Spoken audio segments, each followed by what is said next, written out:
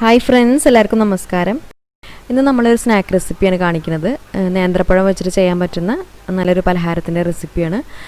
നേന്ത്രപ്പഴം നമ്മൾ വാങ്ങിയിട്ട് ഒരുപാട് അങ്ങോട്ട് പഴുത്ത് പോണ സമയത്തൊക്കെ ഈസി ആയിട്ട് ചെയ്യാൻ പറ്റുന്നൊരു സ്നാക്കാണ്. ഒരു നേന്ത്രപ്പഴം ബോണ്ട എന്നൊക്കെ പറയാം.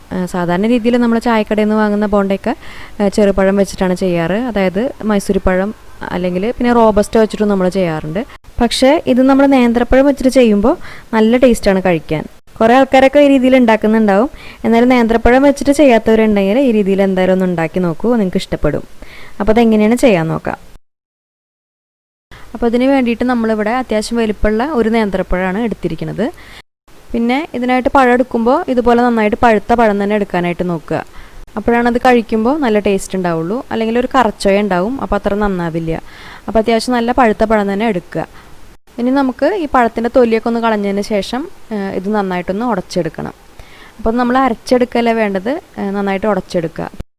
അപ്പോൾ അത് ഉടച്ചെടുക്കാൻ എളുപ്പത്തിന് വേണ്ടിയിട്ട് ആദ്യം നമുക്ക് ഈ പഴം വേണമെങ്കിൽ ഇതുപോലെ ഒന്ന് കട്ട് ചെയ്തെടുക്കാം. എന്നിട്ട് ഇത് ഒന്നിക്ക് കൈ വെച്ചിട്ട് തന്നെ നന്നായിട്ട് ഉടച്ചെടുക്കാം. അല്ലെങ്കിൽ നമുക്കൊരു സ്പൂണോ ഇതുപോലെ ഒരു മാഷറോ എന്തെങ്കിലും വെച്ചിട്ട് നന്നായിട്ടൊന്ന് ഉടച്ചെടുത്താൽ മതി. പിന്നെ ഈ പഴത്തിൻ്റെ ഉള്ളിൽ ആ കുരു നാരൊക്കെ ഒന്ന് കളഞ്ഞതിന് ശേഷമാണ് കേട്ടോ ഉടച്ചെടുക്കുന്നത്. നമ്മളിത് ഉടക്കുകയാണല്ലോ ചെയ്യണത്. അപ്പോൾ ചിലപ്പോൾ നാരൊക്കെ അങ്ങനെ കിടക്കാൻ ചാൻസ് ഉണ്ട്. അപ്പോൾ വേണമെങ്കിൽ നിങ്ങൾക്ക് മാറ്റാം, ഇല്ലെങ്കിലും കുഴപ്പമൊന്നുമില്ല. പിന്നെ ഇതിങ്ങനെ ഉടച്ചെടുക്കുമ്പോൾ ഒരുപാട് അങ്ങോട്ട് പേസ്റ്റായി പോകരുത്. പഴത്തിൻ്റെ ചെറിയ ചെറിയ കഷ്ണങ്ങൾ ഇതിലുണ്ടാവണം. അപ്പോഴാണ് നമ്മളിത് കഴിക്കുമ്പോൾ നല്ല ടേസ്റ്റ് ഉണ്ടാവുക. അപ്പോൾ ആ രീതിയിലൊന്ന് ഉടച്ചെടുക്കുക. ഇനി ഇതിലേക്ക് നമുക്ക് 1 കപ്പ് മൈദ ചേർത്ത് കൊടുക്കാം. ഈ മൈദയ്ക്ക് പകരം നമുക്ക് വേണമെങ്കിൽ ഗോതമ്പ് പൊടി എടുക്കാം.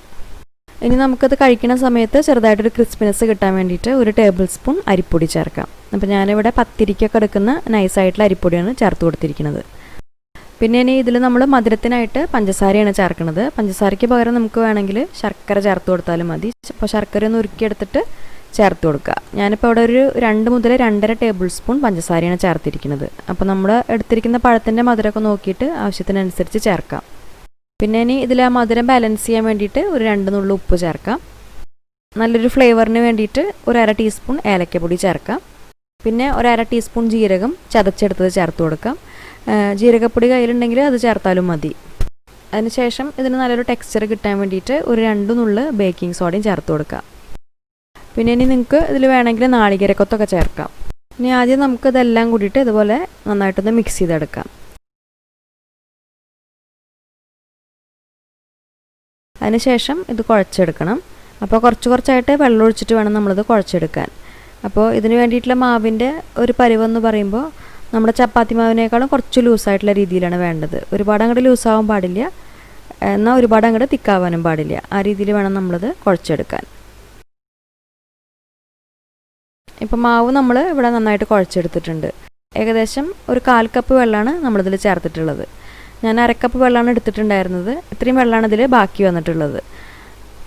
എന്നിട്ട് ഈ ഒരു രീതിയിൽ കുഴച്ചെടുക്കുക. അപ്പോൾ ഈ ഒരു മാവിൻ്റെ പരുവെന്ന് പറയുമ്പോൾ നമ്മളിതുപോലെ കുറച്ചെടുത്തിട്ട് ഇങ്ങനെ ഇട്ട് നോക്കുമ്പോൾ താഴത്തേക്ക് ഇങ്ങനെ വീഴുന്ന പരുവത്തിലാവണം.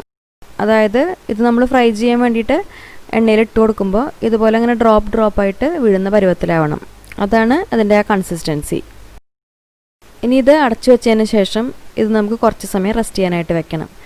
അപ്പോൾ ഒരു ചുരുങ്ങിയത് ഒരു 2 മണിക്കൂറെങ്കിലും നമ്മളിത് റെസ്റ്റ് ചെയ്യാനായിട്ട് വെക്കുക. അപ്പോഴാണിത് നമ്മൾ ഫ്രൈ ചെയ്തെടുക്കുമ്പോൾ നല്ല പെർഫെക്റ്റ് ആയിട്ട് കിട്ടുള്ളൂ. ചുരുങ്ങിയ സമയമാണ് 2 മണിക്കൂർ. 2 മുതൽ നമുക്കൊരു 5 മണിക്കൂർ 6 മണിക്കൂർ വരെയൊക്കെ വെച്ചാലും കുഴപ്പമൊന്നുമില്ല. ഇപ്പോൾ നമ്മൾ മാവ് റെസ്റ്റ് ചെയ്യാൻ വെച്ചിട്ട് ഒരു 5 മണിക്കൂറൊക്കെ കഴിഞ്ഞിട്ടുണ്ട്. ഇനി നമുക്കിത് ഉണ്ടാക്കിയെടുക്കാം. ഇത് നമുക്ക് വേണമെങ്കിൽ വൈകുന്നേരമൊക്കെ ഉണ്ടാക്കണമെങ്കിൽ രാവിലെ തന്നെ മാവ് ഇതുപോലെ റെഡിയാക്കി വെക്കാം. എന്നിട്ട് വൈകുന്നേരം വരെ വെച്ചാലും കുഴപ്പമൊന്നുമില്ല. ഇനി ഇത് ഫ്രൈ ചെയ്യാൻ വേണ്ടിയിട്ടുള്ള എണ്ണ ചൂടാക്കിയെടുക്കാം. എണ്ണ നമുക്ക് റീഫൈൻഡ് ഓയിലോ അല്ലെങ്കിൽ വെളിച്ചെണ്ണ ഏത് വേണമെങ്കിലും എടുക്കാം. അത്യാവശ്യം എണ്ണ വേണം. ഇത് നമ്മൾ എണ്ണയിൽ ഇട്ട് കൊടുത്തിട്ട് മേലേക്ക് പൊങ്ങി വരുമല്ലോ, അപ്പോൾ അതിനനുസരിച്ചുള്ള എണ്ണ വേണം ഒഴിച്ചു കൊടുക്കാൻ. ഇനി ഈ എണ്ണ നന്നായിട്ട് ചൂടായി വന്നതിന് ശേഷം ഫ്ലെയിം ഒന്ന് മീഡിയത്തിലാക്കി വെക്കുക. എന്നിട്ട് ആദ്യം നമ്മുടെ കൈ ഇതുപോലെ ഒന്ന് കുറച്ച് വെള്ളത്തിൽ നനച്ചെടുക്കുക. മാവ് നമ്മൾ എണ്ണയിൽ ഇട്ട് കൊടുക്കുമ്പോൾ അത് കയ്യിൽ നിന്ന് പെട്ടെന്ന് തന്നെ വിട്ട് കിട്ടാൻ വേണ്ടിയിട്ടാണ്. എന്നിട്ട് ഈ മാവ് നന്നായിട്ടൊന്ന് മിക്സ് ചെയ്തെടുത്തതിന് ശേഷം കുറച്ചായിട്ട് എടുത്തിട്ട് നമ്മൾ ഇതുപോലെ എണ്ണയിൽ ഇട്ട് കൊടുക്കുക. ഓരോ പ്രാവശ്യം നമ്മളിങ്ങനെ ഇട്ട് കൊടുക്കുമ്പോഴും കൈ നനച്ചിട്ട് മാവ് എടുത്തതിന് ശേഷം ഇട്ട് കൊടുക്കുക. അല്ലെങ്കിൽ കയ്യിൽ നിന്ന് മാവ് വിട്ട് കിട്ടാൻ ബുദ്ധിമുട്ടാവും. ഇതിപ്പോൾ ഇങ്ങനെ തന്നെ ചെയ്യണമെന്നില്ല. എങ്ങനെയാണോ സൗകര്യം വെച്ചാൽ ആ രീതിയിൽ ഇട്ട് കൊടുത്താൽ മതി. ഒരു ഷേപ്പ് കിട്ടാൻ വേണ്ടിയിട്ട് ഇങ്ങനെ ചെയ്യണമെന്നേ ഉള്ളൂ. പിന്നെ അതുപോലെ തന്നെ ഇതിൻ്റെ സൈസും അതെ, നമുക്ക് ചെറിയ സൈസിൽ മതി എന്നുണ്ടെങ്കിൽ അപ്പോൾ അതിനനുസരിച്ചുള്ള മാവ് ഇട്ട് കൊടുത്താൽ മതി. ഈ മാവ് നമ്മൾ എണ്ണയിൽ ഇട്ട് കൊടുത്തു കഴിഞ്ഞാൽ മാവ് അടിയിൽ നിന്ന് മേലേക്ക് പൊങ്ങി വരും. ആ സമയത്ത് നമ്മൾ ഇളക്കി കൊടുക്കരുത്. നന്നായിട്ട് പൊങ്ങി വന്നതിന് ശേഷം മാത്രം ഫ്ലെയിം കുറച്ച് വയ്ക്കുക. എന്നിട്ട് തിരിച്ചും മറിച്ചിട്ട് കൊടുത്തിട്ട് നമ്മളിത് ഫ്രൈ ചെയ്തെടുക്കുകയാണ് ചെയ്യുക. ഇത് കുറച്ച് തിക്കായിട്ടുള്ളൊരു മാവാണല്ലോ, അപ്പോൾ അതിൻ്റെ ഉൾഭാഗം നന്നായിട്ട് കുക്കായി വരാൻ കുറച്ച് സമയമെടുക്കും.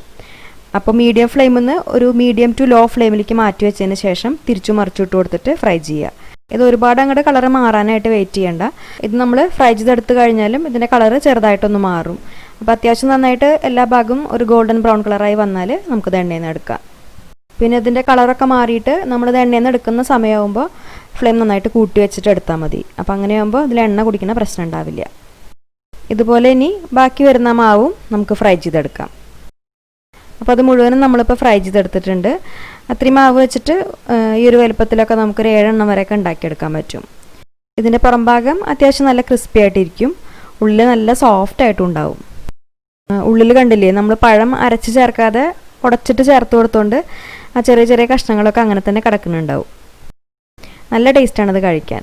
ചായക്കടയിൽ നിന്ന് കിട്ടുന്ന ബോണ്ടയുടെ റെസിപ്പി നമ്മൾ ഓൾറെഡി അപ്ലോഡ് ചെയ്തിട്ടുണ്ട്. അതിൽ നമ്മൾ ചെറുപഴം വെച്ചിട്ടാണല്ലോ ചെയ്യുക. അപ്പോൾ ചെറുപഴം വെച്ചിട്ട് ചെയ്യുന്നതിനേക്കാളും നല്ല ടേസ്റ്റായിട്ട് തോന്നിയിട്ടുണ്ട് നേന്ത്രപ്പഴം വെച്ചിട്ട് ചെയ്യുമ്പോൾ.